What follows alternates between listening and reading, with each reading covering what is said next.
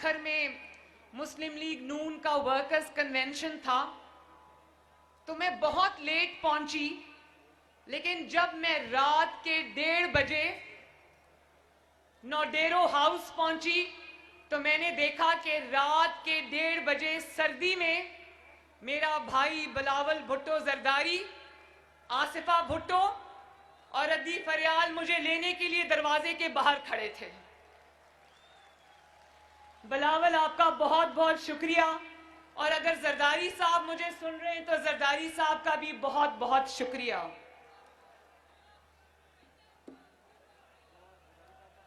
और मुझे अपने घर में ठहराने का भी शुक्रिया। मुझे अब एक बात याद आ रही है कि जब बिलावल भुट्टो ने पिछली दफा मुझे कराची में कारसाज के जलसे में बुलाया था, तो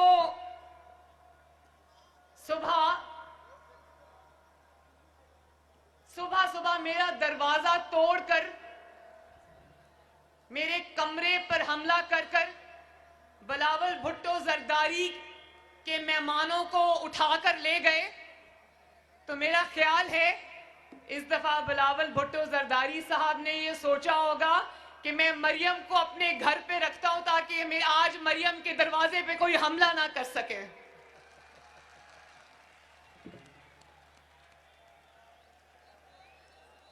मुझे आज खुशी भी है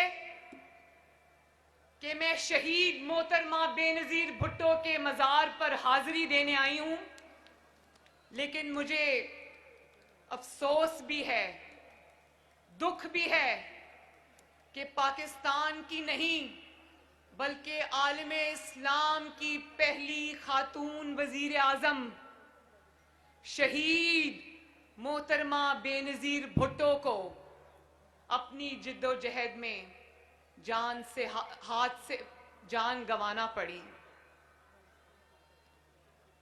मैं दुआ करती हूं अल्लाह ताला से कि अल्लाह ताला भुट्टो साहब के, बेनजीर भुट्टो के दरजात को बुलंद करे और अल्लाह ताला जन्नतुल फिरदौस में उनको आला मकाम अता फरमाए। बोलो आमीन।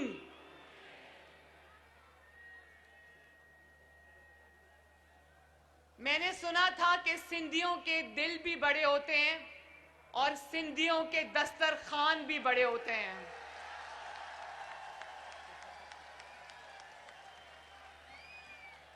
और आज आपने ये बात साबित की कि हाँ, सिंध के दिल भी बड़ा है और सिंधियों के दस्तरखान भी बड़े हैं। शाबाश।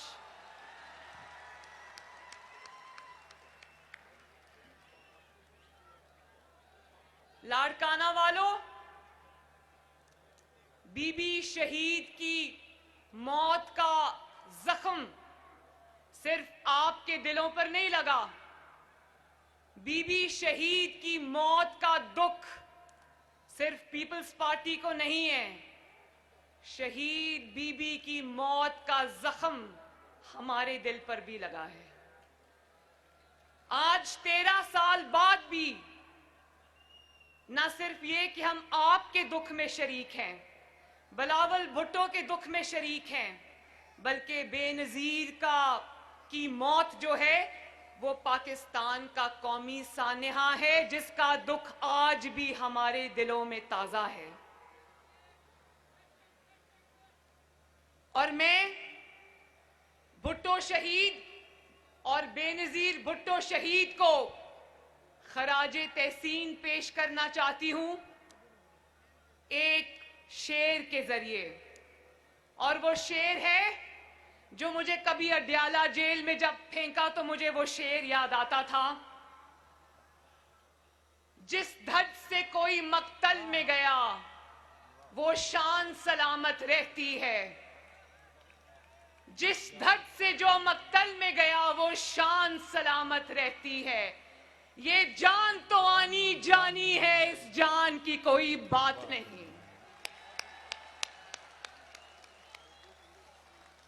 भुट्टो के कातिल और बेनजीर भुट्टो के कातिलों का आज कोई नाम लेवा भी नहीं है, लेकिन उनको चाहने वाले यहां हजारों लाखों की तादाद में आज भी मौजूद हैं और मौजूद रहेंगे इंशाअल्लाह। मुझे आज वो दिन याद आ रहा है जब टीवी पर ये खबर आई, दिल दहला देने वाली खबर आई कि मोहतरमा पर जानलेवा हमला किया गया है। तो मेरे वालिद नवाज शरीफ क्योंकि उस वक्त पिंडी में मौजूद थे, तो वो सीधा सबसे पहले अस्पताल पहुंचे और वो शायद उन चंद पहले लोगों में से थे जिनको डॉक्टर्स ने मोहतरमा के शहीद हो जाने की खबर दी। तो ये खबर सुनकर न सिर्फ उनकी आंखों से आंसू जारी हो गए, जिसको कैमरा ने हमेशा के लिए अपने अंदर कैद कर लिया, बल्कि वो बाहर आए और पीपल्स पार्टी के जियालों को उन्होंने सीने से लगाया और उनके दुख को उनके साथ उसी वक्त बांटा।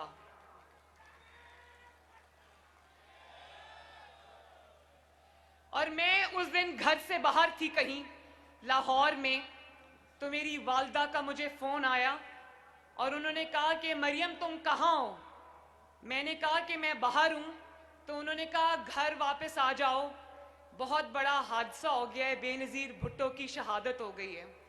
तो मैं जब अपने घर वापस पहुंची तो मेरे दादी के कमरे में मेरी पूरी फैमिली जमा थी और हमारे घर में सोग का सामान था, सोग का समा था और सब इस तरह वहां पर रो रहे थे, मेरी वालदा समेत, कि जैसे हमारे खानदान का कोई फर्द दुनिया से रुखसत हो गया हो। आज भी 13 साल हो गए। मैं जानती हूं मेरे पीपल्स पार्टी के भाइयों बहनों, मैं जानती हूं कि मां को खो देने का दुख क्या होता है।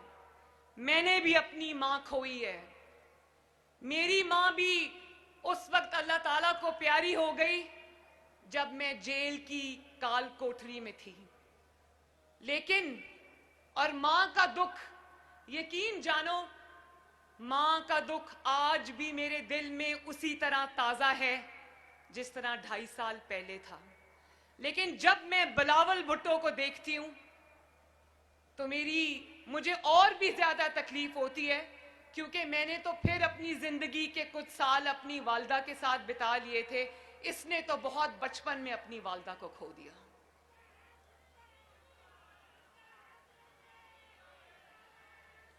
और मैं एक और सियासी निस्बत के अलावा बेनजीर भुट्टो शहीद से मेरी एक और निस्बत है।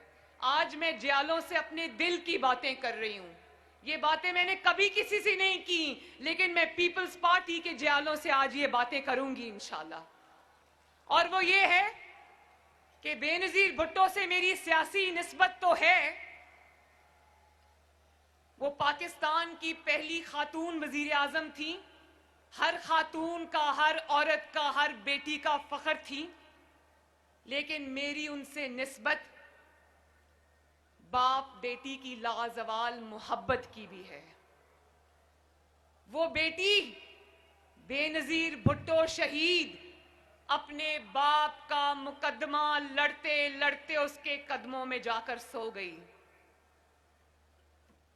और इसी तरह मेरा भी दिल करता है कि मैं अपने बाप के नजरिए के लिए, जो पाकिस्तान को मुत्तहिद रखने का नजरिया है, जो पाकिस्तान के अवाम के वोट को इज्जत देने का नजरिया है, अगर मुझे अपने बाप से इतनी मोहब्बत है, उसके नजरिए से इतनी मोहब्बत है, अपने मुल्क से इतनी मोहब्बत है कि उसके लिए मुझे अपनी जान का नजराना भी देना पड़ा, तो मेरी नजर में वो एक बहुत हकीर नजराना होगा।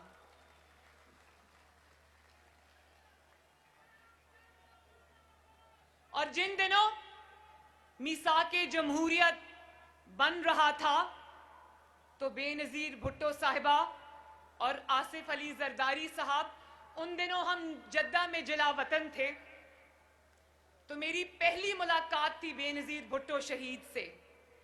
जियालो उस दिन 3 घंटे मोहतरमा मेरे साथ बैठी रही। हमने खाना भी इकट्ठे खाया, चाय भी इकट्ठे पी और बहुत सारी बातें हमने इकट्ठे की।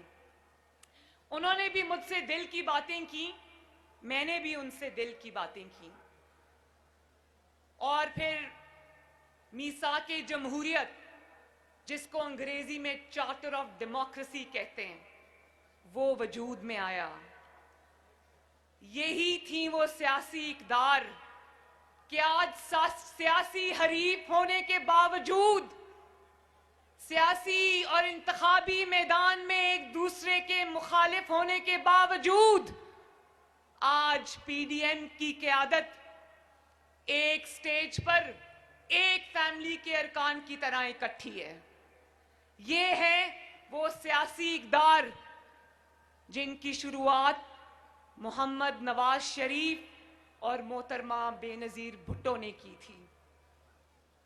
ये सिर्फ एक मिसाक नहीं था, ये सिर्फ कागज के चंद टुकड़े नहीं थे जियालो, ये पाकिस्तान की सियासी तारीख और पाकिस्तान की सियासी रास्ते का रुख मोड़ने वाला फैसला था, जिसको इंशाअल्लाह ताला मैं, बिलावल और पाकिस्तान की तमाम सियासी क़यादत इंशाअल्लाह ताला न सिर्फ लेकर चलेंगे बल्कि आगे भी बढ़ाएंगे।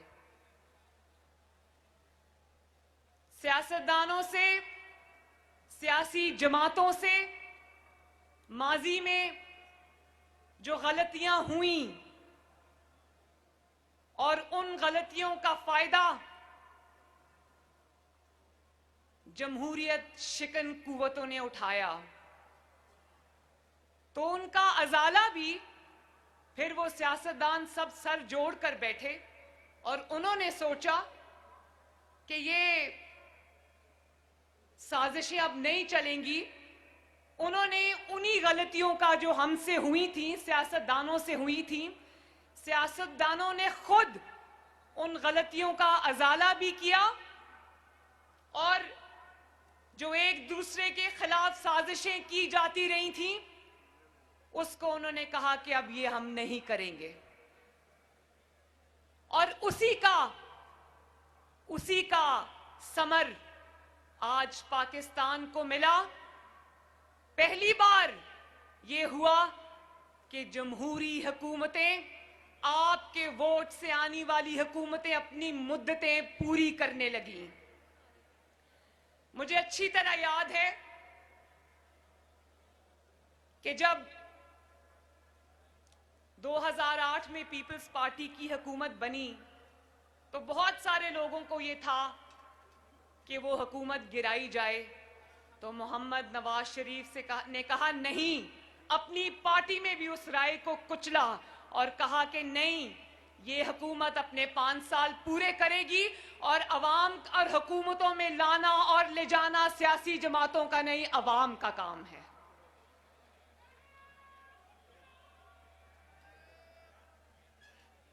और जब सियासी जमातें अपनी हुकूमतें पूरी करने लगी, जब जमहूरियत पनपने लगी, तो कुछ कुव्वतों को, जिनको डिवाइड एंड रूल सूट करता था, उनको तकलीफ होने लगी। तो फिर हमने देखा कि सियासी कूड़ा इकट्ठा करके जनरल पाशा ने एक जमात बनाई जिसका नाम है पाकिस्तान तहरीके इंसाफ।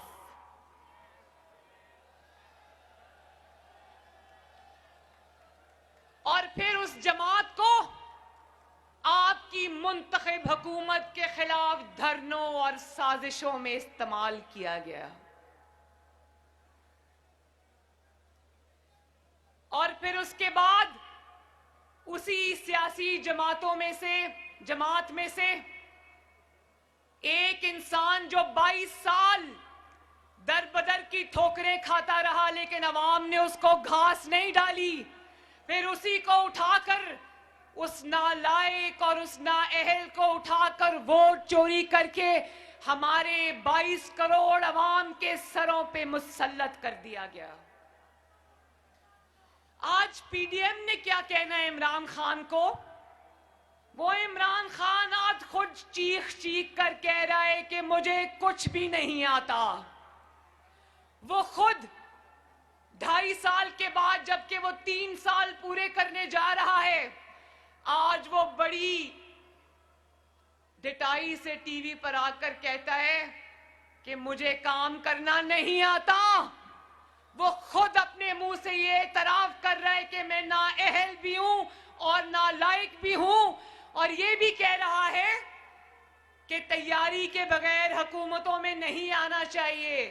भाई, तुम्हें ये कहना चाहिए कि तैयारी के बगैर हुकूमतों में नहीं लाया जाना चाहिए। और जब उसकी नालायकी और नाअहली की वजह से जो महंगाई हो रही है और उस महंगाई की वजह से लोग खुदकुशियां कर रहे हैं, तो वो कमाल डिटाई से खड़ा होके कहता है खुदकुशियां हो रही हैं तो मैं क्या कर सकता हूं, मेरे पास कोई जादू का बटन नहीं है। लाड़काना वालों, नौडेरों वालों, ये मुल्क अब इस तरह नहीं चलेगा। बोलो चलेगा? ये मुल्क अब इस तरह नहीं चलेगा। कोई मुल्क तोड़े तो भी मासूम, कोई आईन तोड़े तो भी मासूम, कोई सियाचिन गवा दे तो भी मासूम, कोई कश्मीर का मुकदमा हार बैठे तो भी मासूम, कोई अपना हल्फ तोड़कर सियासत में दखल अंदाजी करे तो भी मासूम, कोई अपने मुखालिफिन को कत्ल करा दे तो भी मासूम, कोई अपने सियासी मुखालिफ को जेल में डालकर उसको मौत के दहाने तक पहुंचा दे तो भी मासूम, कोई अरबों रुपए की करप्शन करे। पिज्जा वाले को जानते हो ना? क्या नाम है पिज्जा वाले का? आवाज नहीं आई, ऊंची बताओ, क्या नाम है पिज्जा वाले का?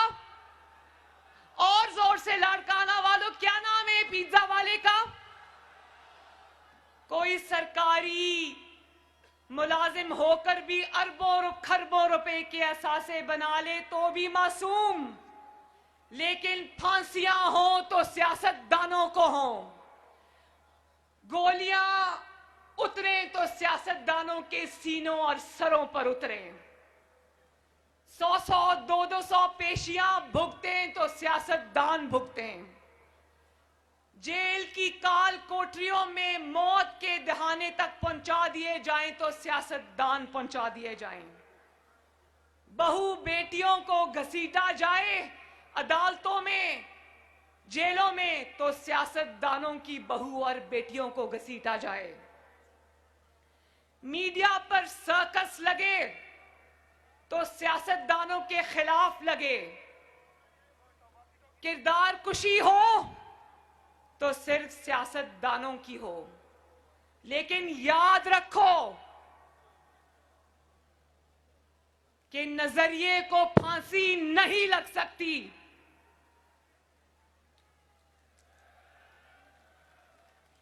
नजरिए को जलावतनी नहीं हो सकती, और ये इन्हीं नजरियात का फैज है कि आज तुम्हारा नाम लेवा भी कोई नहीं है, लेकिन पाकिस्तान के कोने कोने में नवाज शरीफ और बेनजीर भुट्टो के नाम लेवा हैं।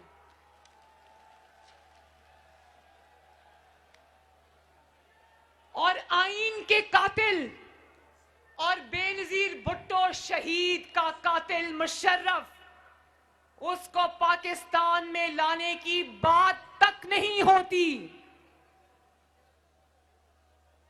नवाज शरीफ को तो तुमने इश्तिहारी करार दे दिया, लेकिन तुम्हारी ना इतनी जुर्रत है, ना तुम में इतनी गैरत है कि तुम बेनजीर भुट्टो के कातिल मुशर्रफ को पाकिस्तान लाना तो दूर की बात है, तुम तो वो बात भी नहीं कर सकते, इतने डरपोक आदमी हो।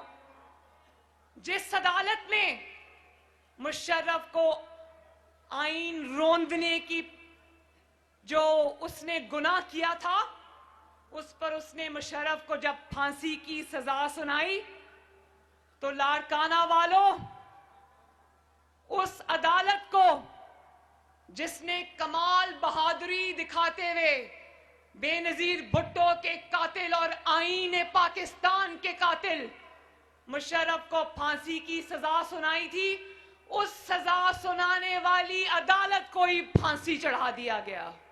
बोलो, मानते हो इस नाइंसाफी को? मगर याद रखो कि मुशर्रफ आज मुल्क में वापस नहीं आ सकता। मुशर्रफ के लिए पाकिस्तान की सरजमीन के दरवाजे बंद हैं और बंद रहेंगे इंशाअल्लाह ताला।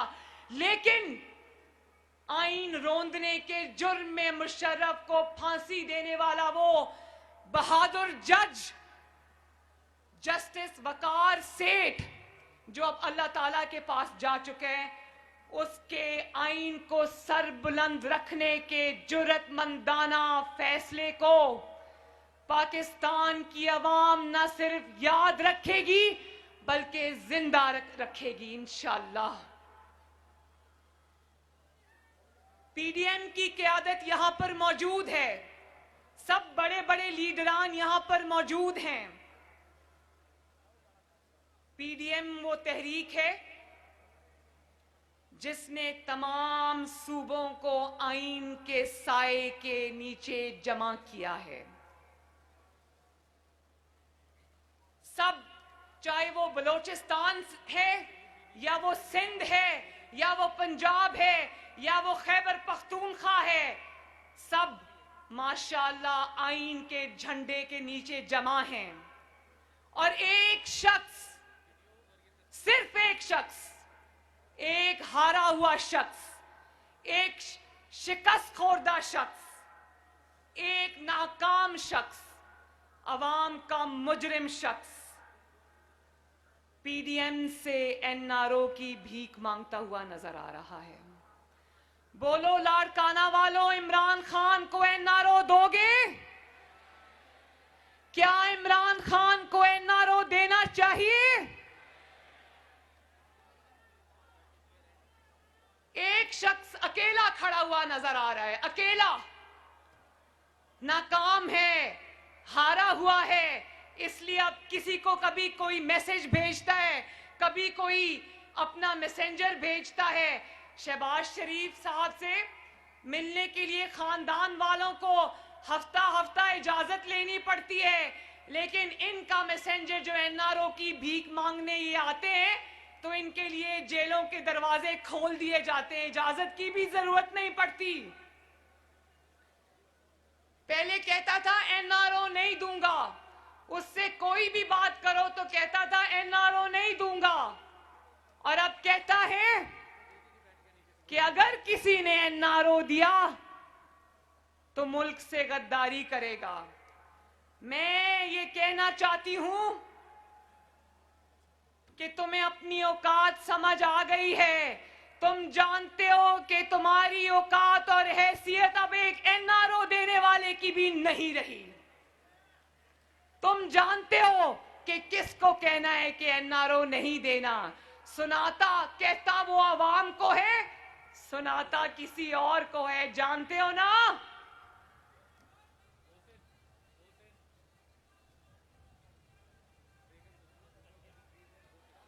इस महंगाई को घर भेजने के लिए इमरान खान को घर भेजना बहुत जरूरी है, ये सुन लो।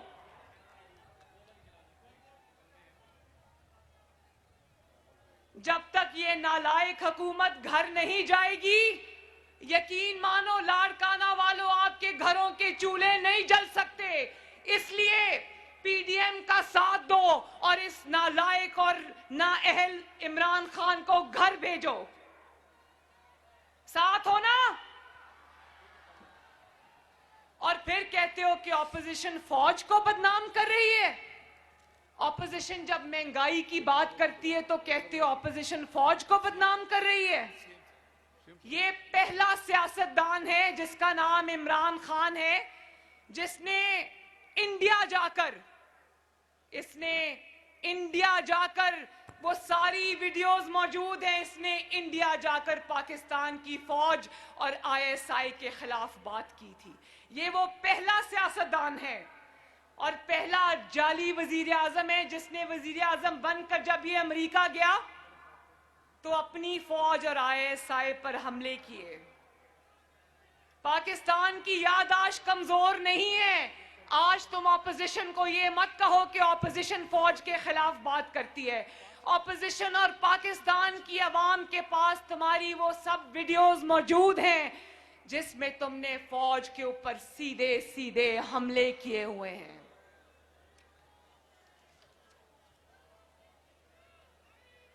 और एक पेज की रट लगाकर जितना तुमने फौज को बदनाम किया, शायद ही पाकिस्तान की तारीख में किसी ने किया हो।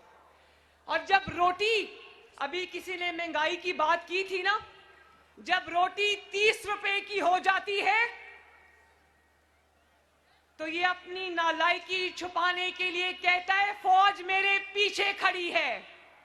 जब आटा 90 रुपए किलो हो जाता है तो ये अपनी नालायकी छुपाने के लिए कहता है फौज मेरे पीछे खड़ी है। जब चीनी 120 रुपए किलो हो जाती है तो ये अपनी करप्शन छुपाने के लिए कहता है फौज मेरे पीछे खड़ी है। जब एलएनजी पर ये 122 अरब का डाका डालता है, एलएनजी को टाइम पर सस्ती एलएनजी नहीं मंगवाता और आपको जब महंगी एलएनजी मिलती है, आपके घरों में जब गैस की शॉर्टेज होती है और चूल्हे नहीं जलते, और जब अवाम का ये महंगाई से कचूमर निकालता है तो कहता है फौज मेरे पीछे खड़ी है। तुम ज्यादा सियाने बनने की कोशिश ना करो। फौज की पर तनकीद तब होती है जब तुम्हारी नालायकी का बोझ फौज को उठाना पड़ता है। फौज पर तनकीद तब होती है जब तुम अपने सियासी मुखालिफिन को जेल में बंद कराने और उनसे सियासी इंतकाम लेने के लिए, सियासी इंतकाम लेने के लिए तुम फौज को सियासत में घसीटते हो। फौज पर तनकीद तब होती है जब तुम्हारी नाअहली की वजह से कश्मीर मोदी की झोली में जा गिरता है। फौज पर तनकीद तब होती है जब तुम्हारी नालायकी और नाअहली और नाअहल और नालायक हुकूमत की वजह से सियाचिन पे खड़ा फौजी ये सोचता है कि मैं दिन रात इधर अपने वतन अजीज की खातिर खड़ा हूं, लेकिन इस साल मेरी तनख्वाहें नहीं बढ़ी और मेरे घर में